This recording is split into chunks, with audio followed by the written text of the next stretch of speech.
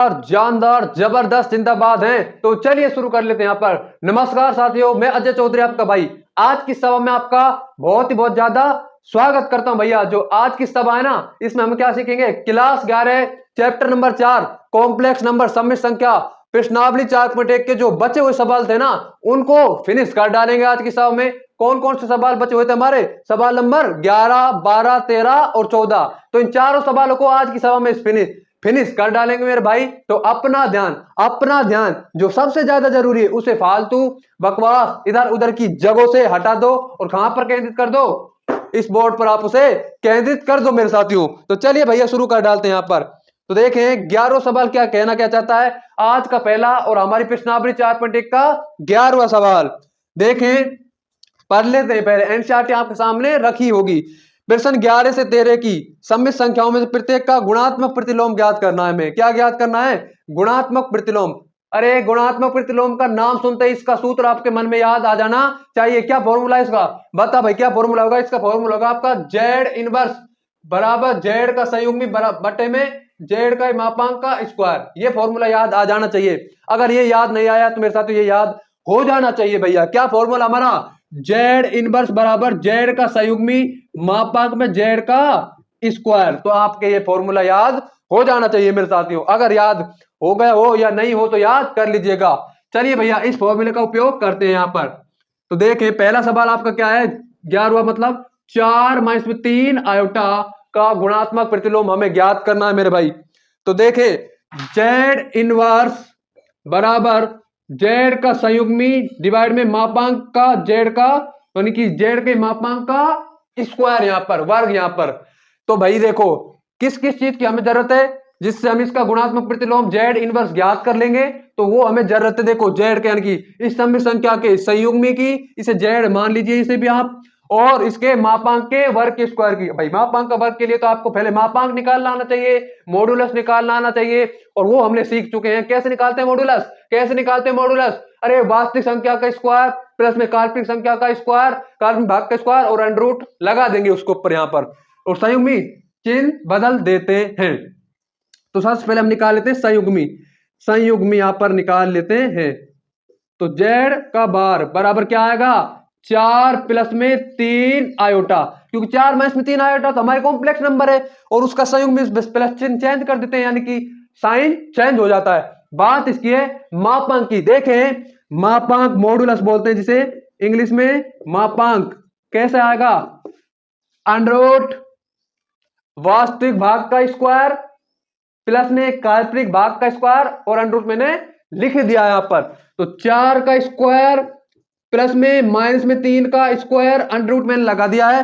तो देखें मापांक जेड बराबर अंडर रूट 16 प्लस में 9 कितना जाएगा हमारे पास, 25, 25 का 5, और पुनः वही आप स्क्वायर कर देंगे तो वही 25 आ जाएगा। तो मापांक के जेड का स्क्वायर कितना आ जाएगा, 25।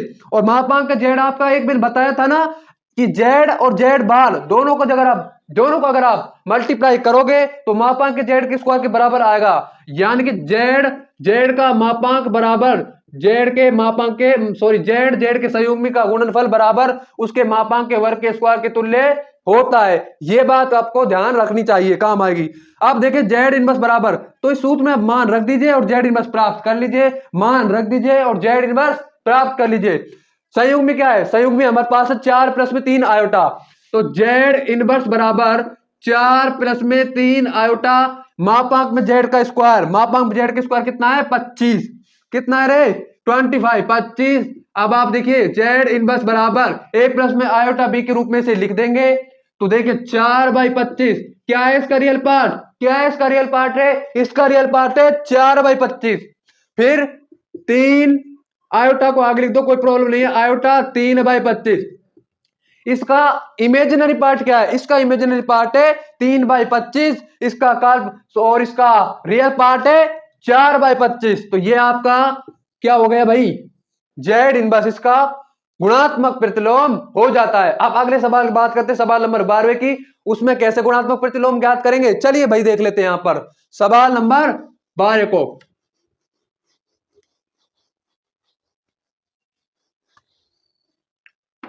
तो देखिए सवाल नंबर 12 हमारा कहना क्या चाहता है मेरे भाई हमसे, एनसीईआरटी की टेक्स्ट बुक में से उसे पकड़ लेते हैं।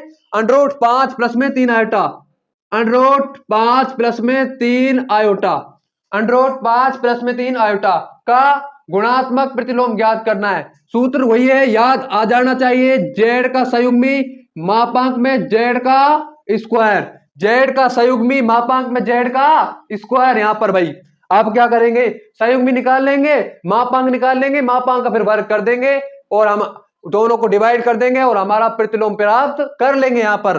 तो देखें संयुग्मी, सबसे पहले निकाल रहा हूं मैं संयुग्मी हमारा, तो संयुग्मी हमारा क्या आएगा, मापांक संयुग्मी जेड बार, जेड बार। तो देखें जेड बार जस्ट चिन्ह चेंज, रूट 5 माइनस में 3 आयोटा, रूट 5 माइनस में 3 आयोटा। उसके बाद हमारा मापांक, मापांक मॉडुलस, भाई मॉडुलस कैसे निकालते हैं, देखिए वास्तविक भाग का स्क्वायर प्लस में काल्पनिक भाग का स्क्वायर, फिर अंडर रूट लगा दीजिएगा इनके ऊपर। तो देखें रूट 5 का स्क्वायर प्लस में 3 का स्क्वायर, भाई रूट 5 का स्क्वायर कितना आ जाएगा आपका, रूट 5 का स्क्वायर आपका आ जाएगा 5, 3 का 9, कितना आ जाएगा 14, अंडर रूट 14 और वर्ग कर देंगे तो 14, वर्ग कर देंगे तो हमारा कितना आएगा भाई 14, वर्ग कर दिया तो 14 और वो से मापांक देखे तो अंडर रूट 14 यहां पर। तो जेड इनवर्स बराबर, जेड इनवर्स बराबर जेड का संयुग्म में कितना है हमारा, रूट 5 माइनस में 3 आयोटा, रूट 5 माइनस में 3 आयोटा और डिवाइड में मापांक में जेड का स्क्वायर कितना है 14। अब इसे अलग अलग कर देंगे, यानी कि वास्तविक भाग अलग हो जाएगा, काल्पनिक भाग आपका अलग हो जाएगा। रूट 5 बाई 14 माइनस में आयोटा 3 बाई 14, तो वास्तविक भाग काल्पनिक भाग ए प्लस में आयोटा बी के रूप में लिखेंगे, तो प्लस लिख देंगे और इसे माइनस में कर देंगे। तो रूट 5 बाई 14 प्लस में आयोटा ब्रैकेट में माइनस में 3 बाई 14, ये हमारा जेड इनवर्स आ गया। किसके लिए जेड इनवर्स है, ये हमारा जेड इनवर्स है अंडर रूट 5 प्लस में 3 आयोटा के लिए। चलिए भैया अब बात करते हैं आपके सवाल नंबर किसकी, सवाल नंबर 3 की, यहां पर यानी कि 13 की। सवाल नंबर 13 हमारा कहता क्या है हमसे, चलिए भैया ध्यान से देखेंगे सवाल नंबर 13।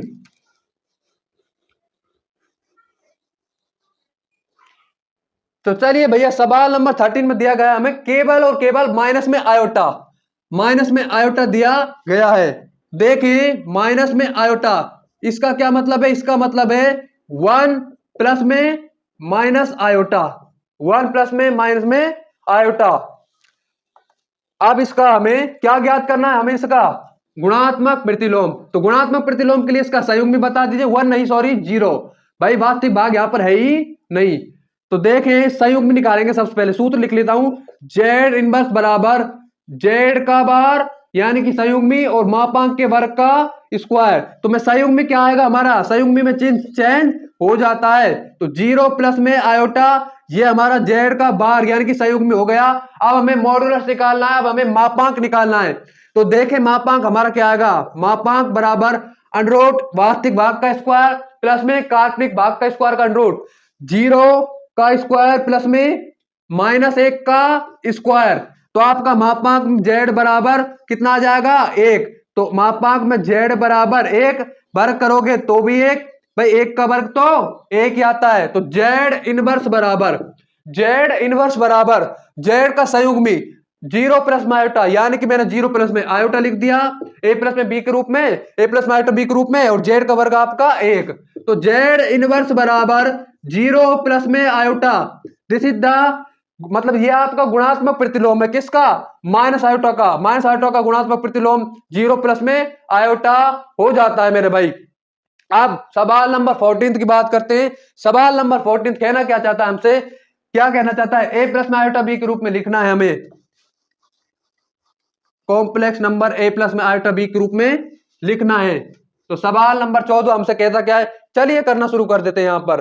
तो देखिए सवाल नंबर 14, सवाल नंबर 14 है हमारा 3, कितना है 3 प्लस में आयोटा अंडर रूट 5 और आपका अंडर रूट 3 माइनस में आयोटा रूट 5 डिवाइड में आपके पास पता है कितना है, रूट 3 प्लस में रूट 2 आयोटा और यहां पर माइनस में √3 माइनस में आयोटा √2। अब इसे हम आगे बढ़ाते हैं और आगे इसको सॉल्यूशन करना शुरू करते हैं। देखिए यहां पर √3 नहीं है, 3 है, यहां पर भी क्या है 3। तो देखें 3 प्लस में आयोटा √5 ब्रैकेट में 3 माइनस में आयोटा √5 मेरे साथियों। अब कैसे करेंगे, a प्लस में b और a माइनस b ये जानते हैं या नहीं जानते, a प्लस में b a माइनस में b बराबर कितना हो जाता है हमारा a² माइनस में b²। जानते हो या no, I think you all know, I think you all know a plus में b a माइनस में b बराबर में a² माइनस में b²। और आपका आयोटा स्क्वायर भी आप जानते होगे फिर तुम, हाँ यू नो एज वेल, यानी कि माइनस में 1 कितना आ जाएगा आपका माइनस में 1। अब बात करते हैं किसकी, 3 और 3 मल्टीप्लाई कर दो, 3 का आपका 9 होने वाला है, प्लस में माइनस में आयोटा √5 का स्क्वायर मैंने करा, डिवाइड में मैंने करा क्या √3 प्लस में √2 आयोटा, माइनस को मैंने अंदर मल्टीप्लाई करा तो ये रूट प्लस का है √3 तो माइनस का हो जाएगा जो प्लस का है और माइनस का जो प्लस का हो जाएगा, यानी कि प्लस में आयोटा √2 प्लस में आयोटा √2 मेरे साथियों। अब आगे बढ़ाते हैं, 3 का वर्ग 9 माइनस में आयोटा स्क्वायर 5 डिवाइड में √3 से √3 कैंसिल, कितना हो जाएगा ये 2√2 आयोटा, कितना हो जाएगा हमारे पास 2√2 आयोटा।